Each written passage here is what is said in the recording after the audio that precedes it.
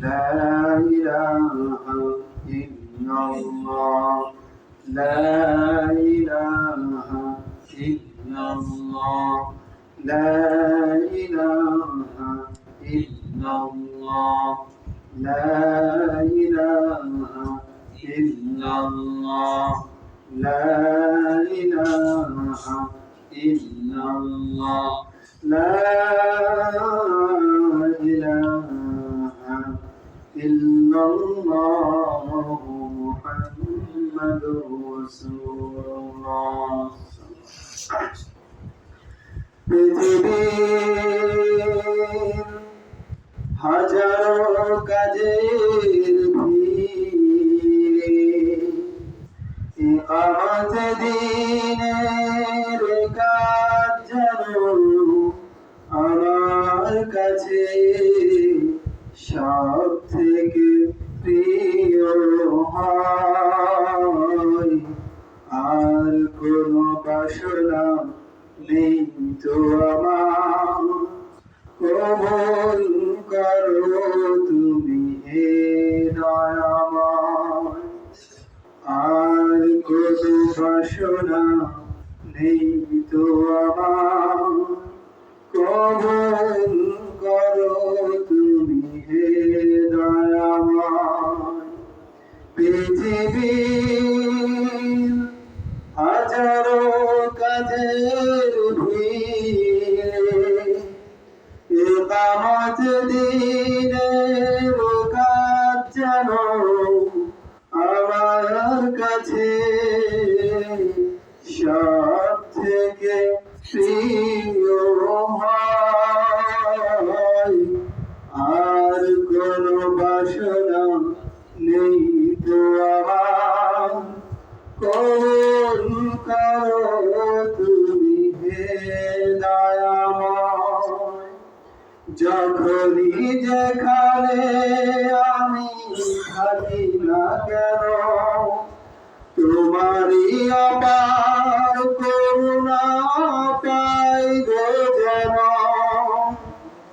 যখনই যেখানে আমি থাকি না কেন তোমারই অপার করুণা পাই গো যেন জীবনের ভয় ভীতি অকারণ লাভ ক্ষতি জীবনের ভয় ভীতি অকারণ লাভ ক্ষতি সব কিছু যেন মানে করা যায় আর কোনো বাসনা নেই তো আমার কবুল করো তুমি হে দয়াময় আর কোনো বাসনা নেই তো আমার কবুল করো তুমি হে দয়াময়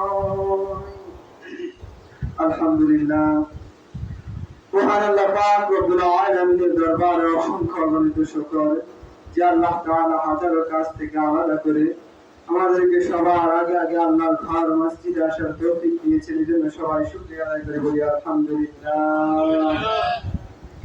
আল্লাহ পাক রব্বুল আলামিন পৃথিবীতে মানুষ সৃষ্টি করেছেন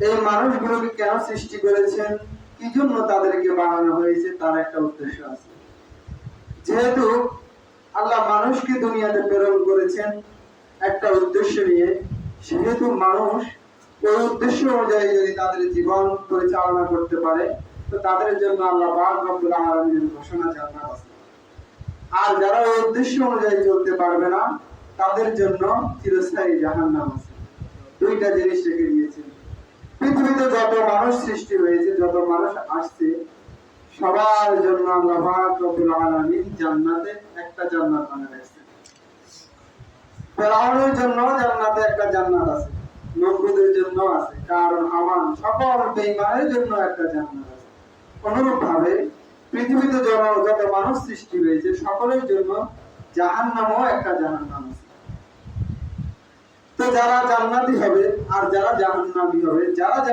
হবে তাদের জান্নাতগুলো ওই মুমিনদেরকে ভাগ বাটোয়ারা করে দেওয়া হবে এজন্য আমরা যদি ওই উদ্দেশ্য অনুযায়ী চলতে পারি তবে আমরা জান্নাত পাবো। সময় কম, আপনাদের মসজিদে মানুষ আছে একটা বাজে, আবার একটা বাজে মানুষ কয়জন হবে, একটার ভিতরে মসজিদ পুরো হয়ে যাওয়ার কথা।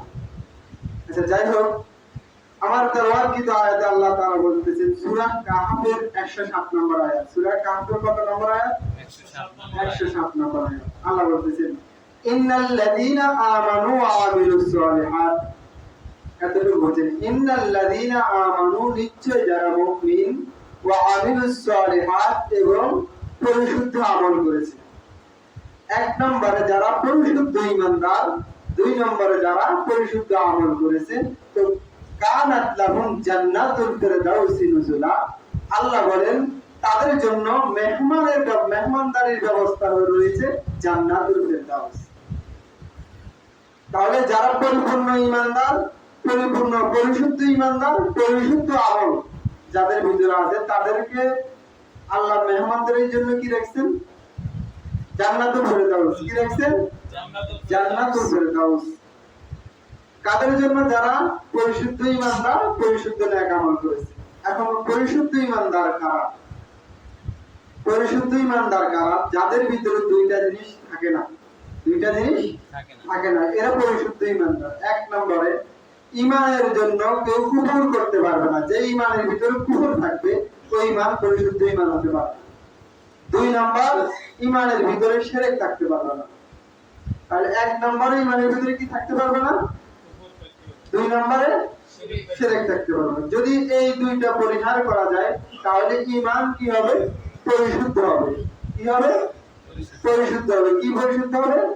ঈমান পরিশুদ্ধ হবে। দুই নম্বরে ওয়ামিলুস সালিহাত, পরিশুদ্ধ আমল লাগবে। পরিশুদ্ধ আমলের জন্য দুইটা জিনিস প্রয়োজন। কয়টা?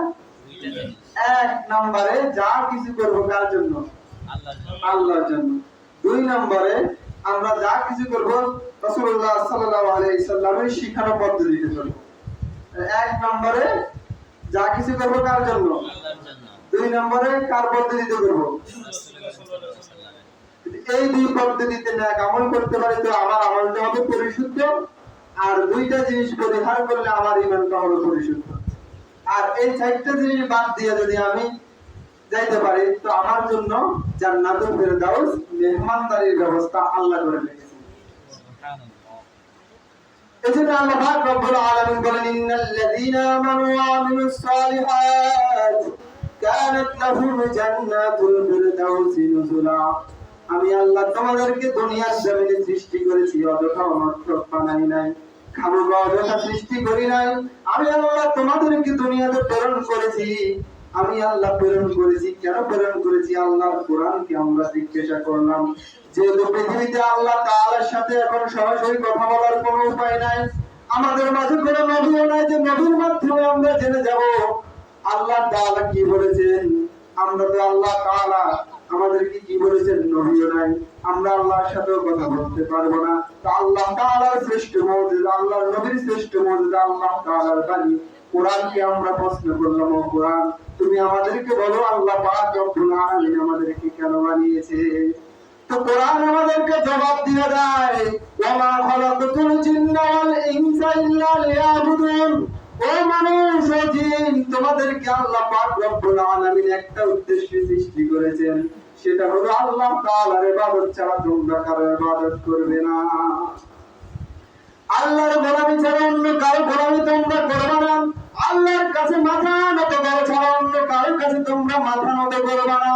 আল্লাহ পাক রব্বুল আলামিন যে সিস্টেম অনুযায়ী তোমাদেরকে পরিচালিত হওয়ার জন্য বলেছেন ওইটা ছাড়া ভিন্নটা গ্রহণ করবে না।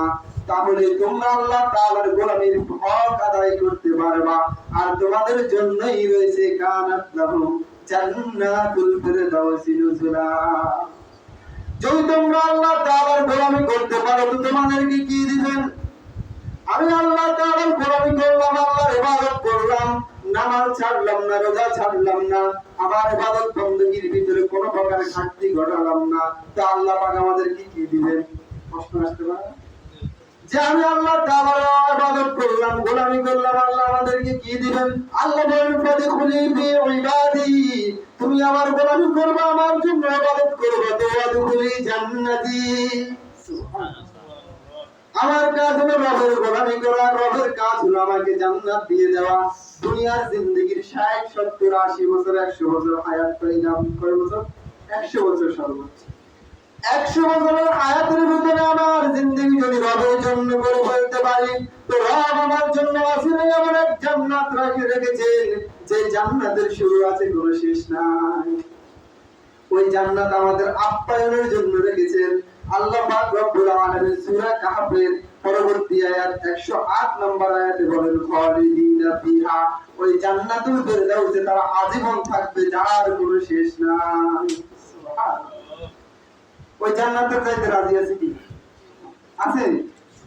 ওই জান্নাতে যাইতে রাজি আছে, কিন্তু নামাজ পড়বো না, এমন নেই। এমন কথা। ওই জান্নাতে যাইতে রাজি আছি, কিন্তু রোজা রাখবো না, এমন নেই। ওই জান্নাতে যাইতে রাজি আছি, শুধু জুমার নামাজ পড়বো আর নামাজ পড়বো না, এমন। জান্নাতে যাইতে হলে সর্বপ্রথম আমার মাধ্যম হলো নামাজ। নামাজ ছাড়া কেউই কোনোদিন জান্নাতে যাইতে পারবে না। জান্নাতে যাওয়ার প্রধান মেডিসিন, প্রধান ঔষধ, প্রধান চিকিৎসা সেটা হলো নামাজ। নামাজ ছাড়া কখনোই জান্নাতে যাওয়া যাবে না। হাসরের ময়দানে আল্লাহ পাক রব্বুল আলামিন প্রশ্ন করবেন, ও বান্দা, তোমাকে কোন জিনিস জাহান্নামের দিকে নিয়ে যাচ্ছে? তো বান্দা বলবে, আমরা নামাজকারীদের অন্তর্ভুক্ত ছিলাম না, এইজন্যই আমরা জাহান্নামে। আমরা কিসের অন্তর্ভুক্ত ছিলাম না? নামাজ যারা পড়েছে তাদের অন্তর্ভুক্ত ছিলাম না, এইজন্যই আমরা জাহান্নামে। নামাজের কেমন ফজিলত! আল্লাহ তাআলা কোরআনের কোথাও বলে নাই যে তোমরা নামাজ পড়ো। নামাজ পড়তে বলে নাই, বলছে আকিমুস সালাত, তোমরা নামাজ প্রতিষ্ঠা করো, সামাজিকভাবে নামাজ প্রতিষ্ঠা করো, কিন্তু রাষ্ট্রীয়ভাবে নামাজ প্রতিষ্ঠা করো। নামাজের তো ধারে কাছেও নেই। কোন মোল্লা মৌলভী বা যে নামাজ পড়ে 5 ওয়াক্ত, কি যদি বলে, ভাই আসেন আসর নামাজ তো পড়ে আসি, আর ওটা আসর নামাজ তুই পড়, আসেন একটু, হ্যাঁ, আর এসব আয় বন্ধু, তোর দরকার আছে নি আমার নামাজ লোক আছে না? লোক সমাজ আছে না? এই মানুষগুলোকে যদি আল্লাহ পাক রব্বুল আলামিন কিয়ামতের ময়দানে দাঁড় করায়, ও অমুক আব্দুর রহমান তুমি দাঁড়াও, তখন ওই ব্যক্তি যে আল্লাহর দরবারে কি জবাব দিবে? আল্লাহ যদি বলে, তোর পাশে ওই ছেলেটা অনেক গরিব, এ ঠিকমতো খাওয়াও খাইতে পারে না, আমার ইবাদত কিন্তু করে নাই, আমার নামাজ পড়েছে, আমার জন্য দিনের প্রতিষ্ঠার জন্য নিজের জীবন সংগ্রাম চালিয়ে গেছে, তুই কি করেছিস? কি জবাব দিবেন? তখন জবাব দিতে পারবেন, আমি একজন স্কুলের ছাত্র, নামাজ পড়ি না, কিন্তু আমার মতো আরেকজন স্কুলের ছাত্র নামাজ পড়ে, আছে না? 5 ওয়াক্ত নামাজ পড়া, 1 ওয়াক্ত বাদ দেয় না। ওই ব্যক্তিটাকে যদি আল্লাহ দাঁড় করায় দেয়, আর তোমাকেও দাঁড় করায় দেয়, আর যদি বলে ও নামাজ পড়তে পেরেছে, তুমি কেন পারো নাই, তখন কি জবাব দিবেন? জবাব আছে? আল্লাহর সামনে জবাব দিবে এরকম কোন ব্যক্তি দুনিয়াতে আছে? তো 1 নম্বরে আমি বলেছিলাম, আমাদের ঈমানকে পরিশুদ্ধ করতে হবে। পরিশুদ্ধ করতে হলে কুফর ছেড়ে দিতে হবে। কুফরটাকে আল্লাহ পাক রব্বুল আলামিন যেটা বলেছেন, এটাকে বাদ দিয়ে নিজে একটা তৈরি করার নাম কুফর। আল্লাহ যেটা বলেছেন ওইটা বাদ দিয়ে নিজে তৈরি করার নাম কি? কুফর। এবার আসেন একটা एग्जांपल দিই। আমরা কোরআনুল কারীমের ভিতরে আল্লাহ পাক রব্বুল আলামিন একদম ব্যক্তি জীবন থেকে শুরু করে রাষ্ট্রীয় আন্তর্জাতিক জীবনের সকল পর্যায়ের সমাধান দিয়েছে কিনা? দিয়েছে কিনা? যদি এটাকে বাদ দিয়ে আমরা নিজে একটা বানাইনি, তাহলে এটা কি হবে? কি হবে? এখন আল্লাহ পাক রব্বুল আলামিন মানুষ চলার জন্য, মানুষ কিভাবে চলবে, একজন হুন্ডাওয়ালা হুন্ডা বানাইছে। হুন্ডা বানাই বলছে যে এই হুন্ডাটা তোমরা রাস্তায় চালাও, এভাবে অ্যাক্সিলারেটর চাপ দাও, এভাবে করো। এখন আপনি যদি বলেন যে আমি আমার টাকা দিয়ে হুন্ডা কিনছি, আমার নিজের পারিশ্রমিক টাকা দিয়ে আমি হুন্ডা কিনছি, এখন এই হুন্ডা আমার যেভাবে মন চাই আমি সেভাবে চালাবো, আমার মন চাইছে আমি পানিতে চালাবো, সম্ভব? কখনো সম্ভব? হুন্ডা তো যাবে নিজের জীবন যাওয়ার সমূহ আশঙ্কা। তাহলে ওই ক্ষেত্রে হুন্ডাওয়ালা যেভাবে বাতায়া দিয়েছেন ওইভাবে যদি হুন্ডা চালাইতে হয়, গাড়িওয়ালা যেভাবে বাতায় দিয়েছেন ওইভাবেই যদি গাড়ি চালাইতে হয়, তো আল্লাহ পাক রব্বুল আলামিন মানুষ সৃষ্টি করেছেন, ওই মানুষ কিভাবে চলবে সেটা তো আল্লাহ পাকই বলবেন, ঠিক আছে না? নাকি মানুষের বানানো কোনো তন্ত্র মন্ত্র বলবে?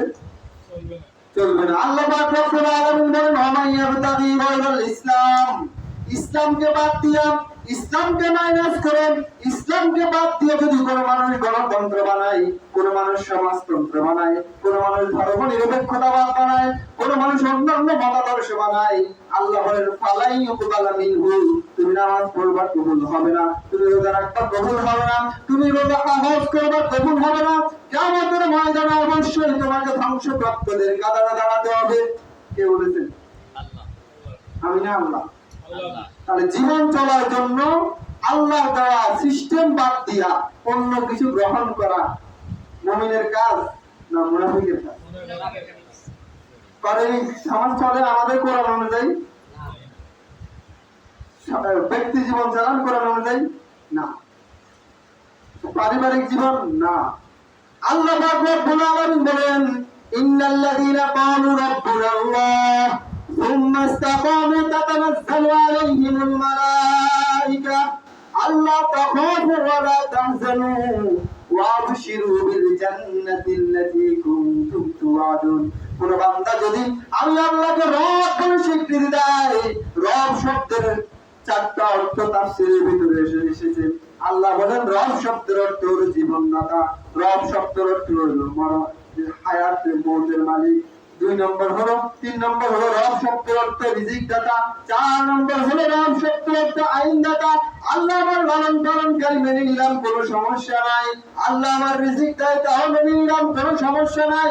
আল্লাহ আমার হায়াত মওতের মালিক, সেটাও মেনে নিলাম কোনো সমস্যা নাই। আল্লাহ আমার জীবন চলার জন্য আইন দেয়, সেটা মানতে পারি না। আল্লাহ আইন দিতে পারেন? পারেন।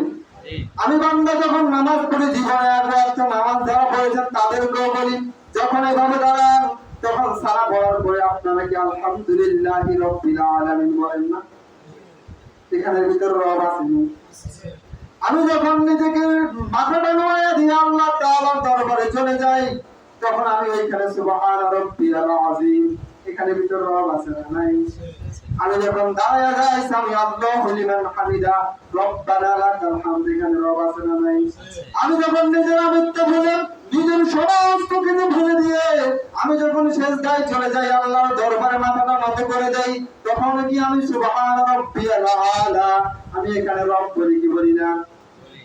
তাহলে জীবনের প্রত্যেকটা ক্ষেত্রে আল্লাহ রুবুবিয়তের স্বীকৃতি আদায় করে নিয়েছেন, রুবুবিয়তের স্বীকৃতি আদায় করে নিয়েছেন। বান্দা তুমি রুবুবিয়ত থেকে আল্লাহ তাআলা রব, এই স্বীকৃতি থেকে কোথাও পালায়ন করতে পারবে না। এবং এটা বলেছে যে আমার ব্যক্তি জীবনে আমার রব আল্লাহ, আমার পারিবারিক জীবনে রব আমার আল্লাহ, আমার সামাজিক জীবনে রব আমার আল্লাহ, আমার অর্থনৈতিক জীবনে রব আমার আল্লাহ, আমার রাষ্ট্রীয় জীবনে রব আমার আল্লাহ, আমার আন্তর্জাতিক জীবনে রব আমার আল্লাহ। এটা মেনে নিয়েছে এবং সুম্মা ইসতাকামু, এটার উপরে অটল ছিল। দুনিয়ার যত বাধা বিপত্তি আসুক না কেন এটার উপরে অটল ছিল। দুনিয়ার যত মামলা হামলার পেরেশানির ভয় আসুক না কেন এটার উপরে অটল ছিল। আল্লাহ বলেন সুম্মা ইসতাকামু, তোমরা যখন অটল থাকবা তো তোমাদেরকে ঘোষণা দিচ্ছি আল্লাহ তাখাফু, তোমরা ভয় করবে না। তাতানাজ্জালু আলাইহিমুল মালায়েকা, তোমাদের মৃত্যুর সাথে সাথে তোমাদের কাছে একজন ফেরেশতা আসবে, এসে বলবে বান্দা তুমি শুনো, তুমি আল্লাহকে না রব বলে স্বীকৃতি দিয়েছো, দুনিয়ার গণতন্ত্র সমাজতন্ত্র ধর্ম নিরপেক্ষতাবাদ মানুষের বানানো কোনো মতবাদ তুমি গ্রহণ করো নাই, এবং আমি আল্লাহকে রব বলে স্বীকৃতি দিয়েছো। তো শুনো, আল্লাহকে রব বলে স্বীকৃতি দেওয়ার কারণে ফেরেশতারা তোমার মৃত্যুর সাথে সাথে এসে বলবে আল্লাহ তখন তুমি কোনো ভয় করবে না, ওয়ালা তাহজানু, তুমি কোনো চিন্তা করবে না। ওরে বান্দা তুমি চিন্তাও করবে না, ভয় করবে না, আরো সুসংবাদ নাও, আরো সুসংবাদ নাও। অবশ্যই জান্নাত, তোমার জন্য জান্নাতের সুসংবাদ কে দিয়েছেন? আল্লাহ। কে দিয়েছেন? আল্লাহ। তাখাফু ওয়া লা তাহজানু ওয়া আবশিরু বিল জান্নাহ, ওয়া আবশিরু বিল জান্নাহ, সুসংবাদ নাও কিসের? জান্নাতের। কিসের? জান্নাতের। জান্নাতের সুসংবাদ তোমাকে কে দিয়েছেন? আল্লাহ দিয়েছেন। আমরা যে বলতেছি তোমাদেরকে আল্লাতী কুনতুম তুআদুন, যে জান্নাতের ওয়াদা আমরা দিচ্ছি আপনাদেরকে, আল্লাহ আপনাদেরকে জান্নাত দিবেন। আল্লাহর কোরআনকে মেনে নিলে আল্লাহ জান্নাত দিবেন, আল্লাহকে আল্লাহ রব বলে স্বীকৃতি দিলে আল্লাহ জান্নাত দিবেন। এই কথা যে আমরা বলতেছি, আমরা যে বলতেছি আল্লাহ ওয়াদা দিয়েছেন আমাকে আপনাকে জান্নাত দিবেন, আল্লাহ সেটাই বলতেছেন আল্লাতী কুনতুম তুআদুন। দুনিয়ার জমিনে মানুষগুলো, তোমাদের ইমাম সাহেবগুলো, খতিব সাহেবগুলো তোমাদেরকে বয়ান করেছিল না জান্নাতের? দুনিয়াতে তোমাদেরকে তাবলীগ করার ভাড়া হেঁটে হেঁটে বলেছিল না জান্নাতের? তোমাদেরকে ওয়াজ মাহফিলের বয়ানে মানুষগুলো কেউ আলেম ওলামারা বলেছিল জান্নাতের বয়ান। ওই জান্নাত আজকে তোমরা বুঝে নাও। তাহলে জান্নাত কাদের জন্য? যারা রবকে রব বলে স্বীকৃতি দিয়েছে। রবকে রব বলে শুধু স্বীকৃতি দিয়েছে এমনটা না, এটার উপরে কি ছিল? অটল ছিল। তাহলে রবের দেওয়া সিস্টেম বা রব যেটা দিয়েছেন এটাকে মাইনাস করলে সেটা কি হবে? কুফরি। কি হবে? কুফরি কাকে বলে? আল্লাহ যেটা দিয়েছেন এটা বাদ দিয়ে নিজে একটা তৈরি করার নাম কি? কুফরি। 2 নম্বর হচ্ছে শিরক। 2 নম্বরে কি? 1 নম্বরে কুফর বলছি না, ঈমানকে পরিশুদ্ধ করার জন্য 1 নম্বর শর্ত কি? কুফর ছেড়ে দিতে হবে। কি ছেড়ে দিতে হবে? 2 নম্বর হচ্ছে শিরক ছেড়ে দিতে হবে। শিরকটা কি? আল্লাহ যেটা দিছে এটাও আছে, ওইটার সমকক্ষ অন্যকে মনে করার নাম শিরক। আল্লাহ তাআলাটাও মানি, আবার ওই গুণ আরেকজনের ভিতরে আছে সেটাও মানি, এটার নাম হচ্ছে কি? শিরক। যেমন ধরেন সন্তান দেওয়ার মালিক কে? একটু জোরে বলেন, সন্তান দেওয়ার মালিক কে? আল্লাহ। আরো জোরে বলেন, আল্লাহ। আল্লাহর নাম নিতে কোনো কি ক্ষমতা আছে? না। আল্লাহর নাম নিলে কি আল্লাহ অখুশি হবেন, বেজার হবেন? জোরে বলেন আল্লাহ। আল্লাহ। আরো জোরে আল্লাহ। যে আল্লাহ পাক রব্বুল আলামিন আমাদেরকে বিধান দিয়েছে বা আমাদেরকে যে সিস্টেম দিয়েছে ওইটাও মানি, আবার নিজের বানানো একটা সেটাও মানি। যেমন ধরেন সন্তান দেওয়ার মালিককে আল্লাহ। এখন যদি কেউ বলে যে অমুক মাজারেও গেলে সন্তান পাওয়া যায়, এটা কি হবে? শিরক। এখন যদি কেউ বলে যে পীর সাহেবের কাছে গেলে সন্তান পাওয়া যায়, এটা কি হবে? শিরক। এই শিরক, এটা হচ্ছে শিরক। মানে আল্লাহও সন্তান দেয় মানি, আবার পীর সাহেব সন্তান দেয় এটা মানি। আবার হায়াত মওতের মালিক কে? আল্লাহ। কে? আল্লাহ। আল্লাহ। আমার রিজিক দেয় কে? আল্লাহ। এখন আমার হায়াত মওত মালিককে মনে করি আমরা দলকে, অমুক দল ক্ষমতায় আসলে তো আমার জীবন শেষ। তাহলে হায়াতের মালিক কাকে বানাইছি? আল্লাহ। দলকে।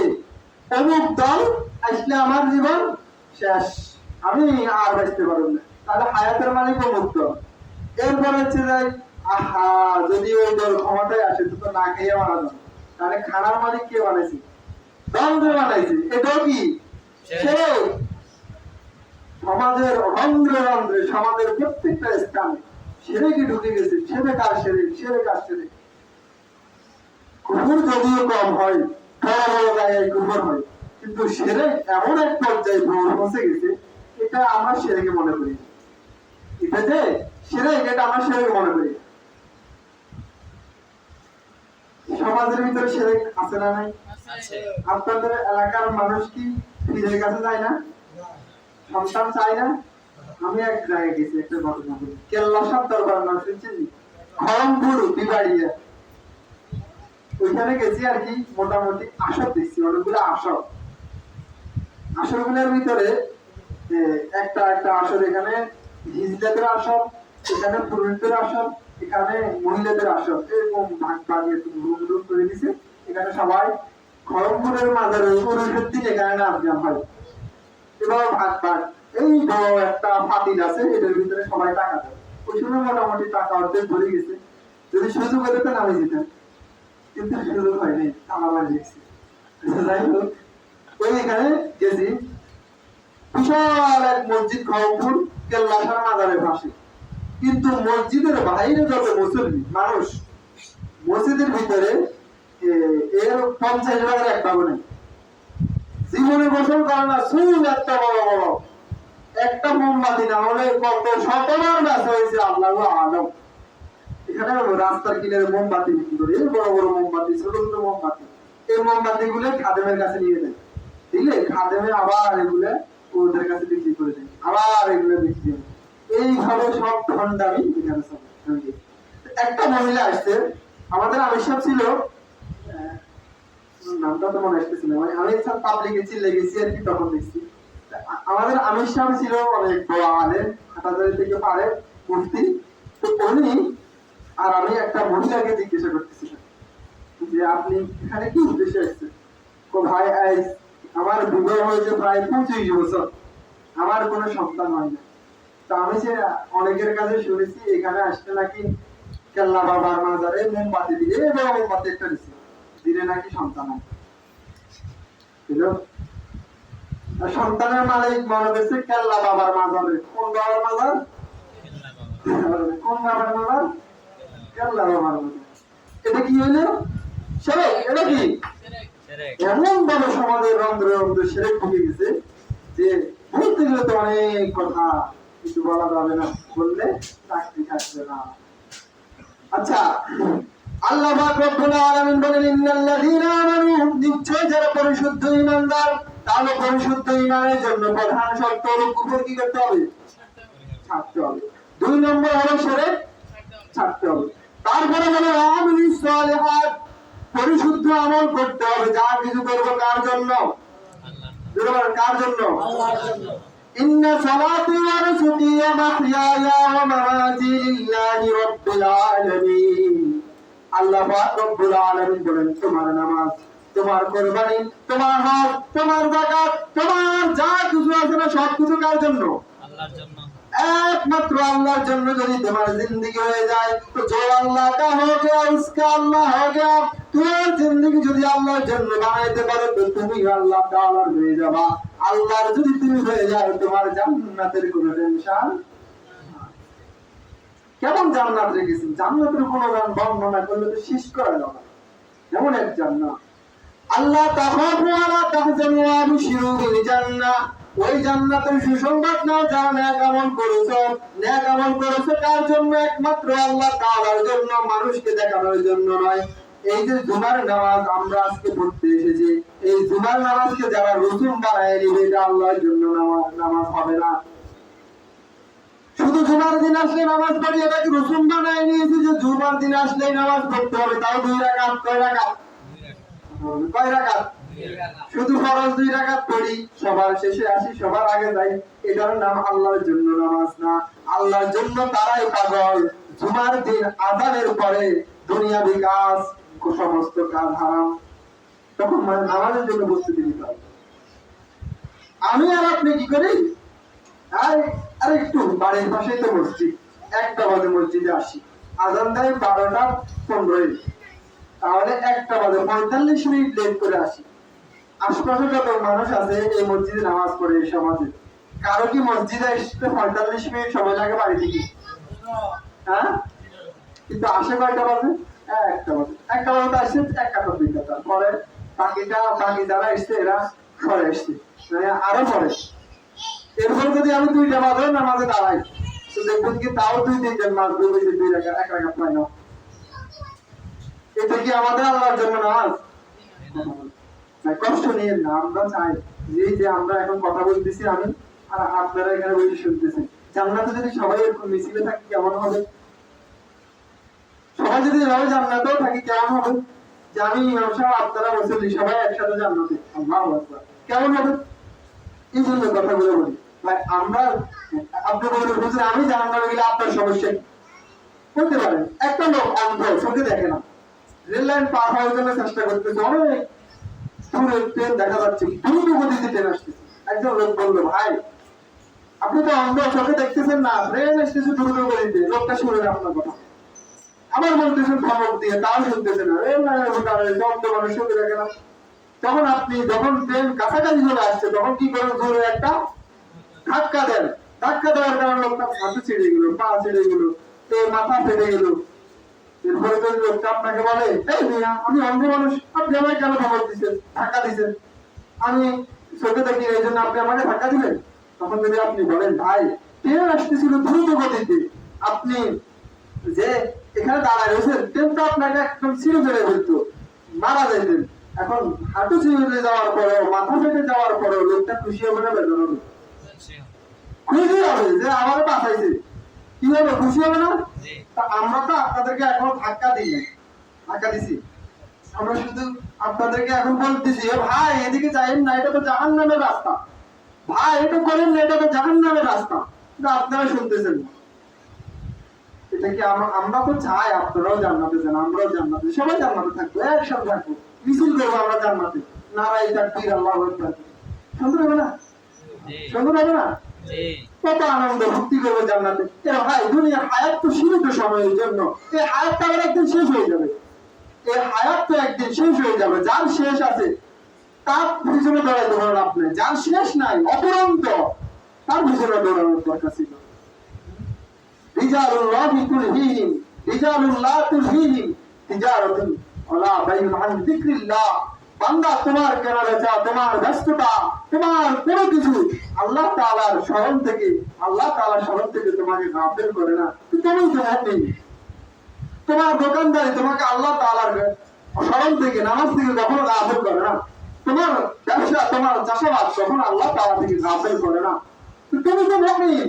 তোমার জন্যই তো আবশ্যিক জান্নাত, তোমার জন্য তো কানাত লাকুম জান্নাতুল ফিরদাউসিল আ'লা, অন্য কারোর জন্য না। কিন্তু বান্দা তোমরা, আমরা ইমাম সাহেবরা বয়ান করি, আপনারা কান শুনতে চলে যান। কিন্তু একটা জমার বয়ানে যদি একটা নাকামল শিখতাম, তাহলে জিন্দেগিতে কত জমা গেছে হিসাব আছে। একটা জমার বয়ানে যদি একটা গুনাহ আত্মশুদ্ধি করতাম, তাহলে জিন্দেগিতে কত জমা গেছে হিসাব করে দেখেন না। যে আমার প্রত্যেকটা সপ্তাহে যদি একটা গুনাহ ছেড়ে দিতাম, একটা, বেশি না, কয়টা? এক সপ্তাহে 7 দিনে একটা গুনাহ যদি আমি ছেড়ে দিতাম, তাহলে আমার জিন্দেগিতে এমন একটা সময় আসতে কোনো গুনাহই হতো। কিন্তু আমি বান্দা তো নাকান্দা, দুনিয়ার মধ্যে পড়ে এমন দাবি হয়ে গেছি যে দুনিয়া দুনিয়া দুনিয়া দুনিয়া দুনিয়া জিকির করতেছি, রবকে চেনার চেষ্টা করতেছি, কোনোভাবেই করতেছি। আজকে রব থেকে এত দূরে চলে গেছি যে রব আমাদেরকে ডাকেন, আর রব নিয়ে আসতে ভালো, তোমরা আমাকে ডাকো বান্দা, তোমরা আমাকে ডাকো, আমি তোমরা ডাকার সাথে সাথে তোমাদের ডাকে সামনে। বান্দা সেটা করে না। বান্দা কি করে? রব থেকে কিভাবে গাফেল হওয়া যায়, এই জন্য রব বলতেছেন, ইয়া আইয়ুহাল ইনসান মা গাররাকা বিরাব্বিকাল কারীম। ও বান্দা, ও মানুষ, আমাদেরকে বলতেছে, আমরা কি মানুষ না? আমাদেরকে বলতেছে, ও মানুষ, তোমাদেরকে কোন জিনিস আমি কারীম রব থেকে গাফেল করে দিয়েছি। কারীম কি? যিনি না চাইতেই দেন তিনি কারীম, যিনি না চাইতেই দেয় তিনি কি? কারীম। কারীম রব, যিনি না চাইতে দিতেছেন। আমি আল্লাহ তাআলার কাছে কখনো চাই না আমার নাকটাই জায়গায় দেন, চাইছি? আমার এই নাকটা যদি পৃথিবীর মধ্যে হতো কেমন হতো? পৃথিবীর শ্রেষ্ঠ ডাক্তার হচ্ছে না, আপনি খাওয়ার মুখে দেওয়ার আগে নাক আপনাকে প্রেসক্রিপশন দিয়ে দিবে, এই সারা গন্ধ এটা খাইস না। যদি নাকটা পেটের মধ্যে দিত, আমরা খাওয়ার সময় এমনি করে এরপরে এমনি করে দিত। আমার তো হইতো না। আল্লাযী খালাকাকা ফাসাওয়াকা ফাআদালাক। মন চাইতো কোরআন শরীফ খুলে শুধু আওয়াজগুলো আপনাদেরকে পড়ে শোনাই। এত সুন্দর, আল্লাযী খালাকাকা ফাসাওয়াকা ফাআদালাক। আল্লাহ তোমাকে যেরকম সিদ্ধান্তের অধিকারী করে বানিয়েছেন, যেমন চেয়েছেন তেমন বানিয়েছেন। ফি আইয়ি সূরাতিন মা শাআ রাক্কাবা। তোমাকে যেভাবে বানানো চেয়েছেন ওইভাবে বানিয়েছেন। তুমি কি দেখো না কত মানুষের হাতে একটা নাই? তুমি কি দেখো না তাদেরকে দিয়ে তোমাকে দেখানো হচ্ছে যে ওই মানুষটার হাত নাই।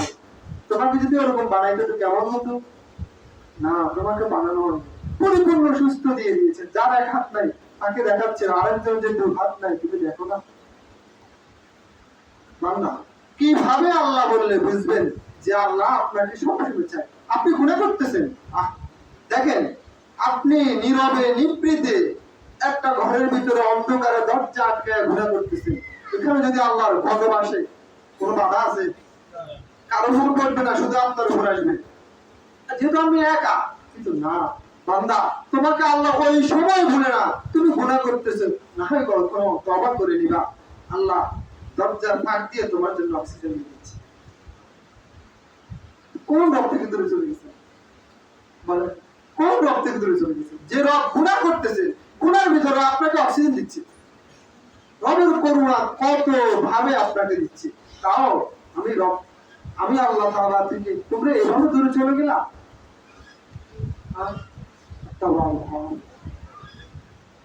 তোমরা নফসের ইত্তেবা করতেছো, হাওয়ার ইত্তেবা করতেছো, তোমরা নিজের নফস যেভাবে মন চাই জিন্দেগি ইখতিয়ার করতেছো, আম্মা মান খাফা মাকামা রাব্বিহি ওয়া নাহান নাফসা আনিল হাওয়া, তোমরা নফসে হাওয়ার অনুকরণ করবা না, তোমরা আমি রবকে ভয় করো। ওয়া আম্মা মান খাফা মাকামা রাব্বিহি ওয়া নাহান নাফসা আনিল হাওয়া ফাইন্নাল জান্নাতা হিয়াল মাওয়া, তুমি নফসের মতো নিজের মন চাই জিন্দেগি যদি পরিহার করে রব চাই জিন্দেগি ইখতিয়ার করতে পারো, তো তোমাকে ঘোষণা দিলাম ওয়া আম্মা মান খাফা মাকামা রাব্বিহি ওয়া নাহান নাফসা ফাইন্নাল জান্নাতা হিয়াল মাওয়া। কে বলবে আর কে শুনবে, শুধু শুনেই চলে যাবো, এটাই। এই যে ছোট ছোট নেক আমলগুলো আমাদেরকে জান্নাতে যাওয়ার পথ সহজ করে দিবে। 30 বাজে কিছু সময় আর আধা ঘন্টা বয়ান করছে, আধা ঘন্টা বয়ানে 30 মিনিট বয়ানের ভিতরে কোন ব্যক্তিটা আপনারা যদি বসাই দেয় আপনি 30 মিনিটে একটা পূর্ণাঙ্গ আলোচনা শেষ করতে পারবেন? এটা কি সম্ভব? কোরআন হাদিসের আলোচনা না। তো আপনারা, আমি আর একদিন এখানে যুব পড়েছিলাম, কেউ দেখছেন নি জানেন? ওই দিনও বলে গেছি যে আপনারা মসজিদে এত দেরিতে আসেন কেন? আমাদের কালিদারা বাজার যে 3টা মসজিদ ছিল, মসজিদে 12:30 বাজে, আমার কাকা ভাই নিয়ে আসে, ওনার থেকে 12:30 বাজে মসজিদে বয়ান শুরু হয়েছে। এই আপনাদের এখানে যত মুসল্লি আছে 12:30 বাজে এর চেয়ে বেশি মুসল্লি, তারা কি মুসলমান? আপনারা কি মুসলমান না? তাদের ভিতরে ঈমান আছে, আপনাদের ভিতরে ঈমান নাই। তো আপনাদের ঈমান এত তেজস্বী ঈমান, এত মজবুত ঈমান যে আগে আগে মসজিদে যেতে পারে না। আপনাদের ঈমান এত কঠিন ঈমান যে নামাজের ধারে কাছে আনতে পারে না। এই ঈমান हम मुसलमान हो अगर हम में भी मुसलमानी नहीं, दिल में ईमान मगर ईमान में कामिल नहीं। আমি মুসলমান কিন্তু আমার ভিতরে মুসলমানিত্ব নেই, আমার ভিতরে ঈমান আছে কিন্তু ঈমানের পরিপূর্ণতা নাই। পরিপূর্ণতা নাই, নামাজ পড়ি না, রোজা রাখি না, টুপি বাঁধার দিই না, কেউ দাঁড়িয়ে রেখে তার তিস্কারি করি, আলেম ওলামা দেখলে আল্লাহ রাস্তা খা। আচ্ছা, কোন হুজুরের নিজে নিজে আল্লাহ রাস্তা খা বই গেছে দেখাতে পারবেন? কোন হুজুর যে দাওয়াত ছাড়া যে আল্লাহ রাস্তা খা বই গেছে, কিন্তু ফ্যান ছাড়া এমন দাওয়াত ছাড়া যে বই গেছে এরকম মসজিদ আছে না? হ্যাঁ, বিয়ে বাড়িতে দেখানো শুরু করে হরের হুজুর করে মসজিদায় ধরে ধরে নিয়ে ভাই হুজুর একটু চলে, হুজুরের 3 দাওয়াত, কোন হুজুর আর নারবা একদিন ঘুরি এলো আইবেন দাওয়াত দিনই এরকম হুজুর আল্লাহ রাস্তা খা হয় না? বলেনি? এরকম লোক আপনাদের সমাজে নাই? নাই? তাহলে আপনারা বলছেন আছে, আপনার সমাজ সম্পর্কে জানি না। এজন্য সর্বপ্রথম হচ্ছে আমার ঈমানকে পরিশুদ্ধ করা, 2 নম্বর হচ্ছে আমাদের আমলকে পরিশুদ্ধ করা। আমলকে পরিশুদ্ধ করার জন্য সবকিছু কার জন্য করতে হবে? 2 নম্বরে সবকিছু যা কিছু করব আল্লাহ রাসূল সাল্লাল্লাহু আলাইহি সাল্লামের শিখানো পদ্ধতি ছাড়া অন্য কোনো পদ্ধতি গ্রহণ করা যাবে না। ওই পদ্ধতি দিয়ে আমাদেরকে নেক আমল করতে হবে। যদি আমরা এই 2টা জিনিস করতে পারি, আমাদের ঈমানকে পরিশুদ্ধ করতে পারি, আমাদের আমলকে পরিশুদ্ধ করতে পারি, তো রব আজ হোক আর কাল হোক আমার মৃত্যুর সাথে সাথে আমার জন্য ঘোষণা দিবেন, আল্লাহ তাহাবু, তোমরা ভয় করবে না, ওয়ালা তাহজানু, তোমরা চিন্তা করবে না, ওয়া আবশিরুল জান্নাহ, তোমরা জান্নাতের সুসংবাদ দাও। আর কোন জান্নাত তোমাদের মেহমানদারির জন্য রেখেছি, কোন জান্নাত তোমাদের মেহমানদারির জন্য রাখা হয়েছে, সেটা হচ্ছে কানাত লাহুম জান্নাতুল ফিরদাউসি নুজুলা। এটা তোমাদেরকে দেওয়া হবে। নেক আমল করার জন্য তৈরি আছেন ইনশাআল্লাহ। আগামী জুমা থেকে কে কে দেরিতে আসবেন হাত তুলুন ইনশাআল্লাহ। আর সব আগে আগে কে আসবেন হাত তুলুন ইনশাআল্লাহ। আল্লাহ সবাইকে জান্নাতে ওইভাবে হাত তুলে একসাথে থাকার তৌফিক দান করুন। আমিন। আল্লাহ তাআলা আমাদেরকে সঠিক কথাগুলো আমল করার তৌফিক দান করুন। আমার তৌফিক ইল্লা বিল্লাহ, যারা সুন্নাত পড়ে আছেন